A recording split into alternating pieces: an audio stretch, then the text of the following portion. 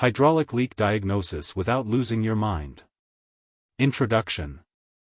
A hydraulic leak on a tractor is one of those things that starts as a small puddle under the three-point hitch and ends with you standing in a slick patch 3 hours later, no closer to finding the source, smelling like hydraulic fluid, and questioning every life decision that brought you here. Continued. Hydraulic leaks announce themselves in several ways. A slow seep at rest is usually a static seal, O-rings, pipe plugs, or a fitting that wasn't tightened enough. A leak only under pressure means a dynamic seal problem. Misting or spray means a pinhole in a high-pressure line, don't put your hand near it. Continued. Here's how I diagnose it. First, clean everything. You cannot find a small leak on a greasy tractor.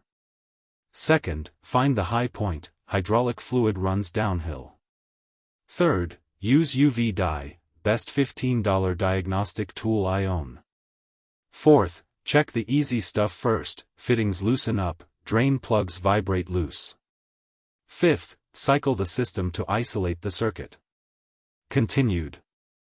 In my experience, about 70% of hydraulic leaks on older tractors come down to 4 things: a dried-out O-ring on a fitting, a shaft seal on a cylinder that's been sitting too long, a cracked hydraulic hose, or a leaking top cover gasket on the hydraulic pump housing.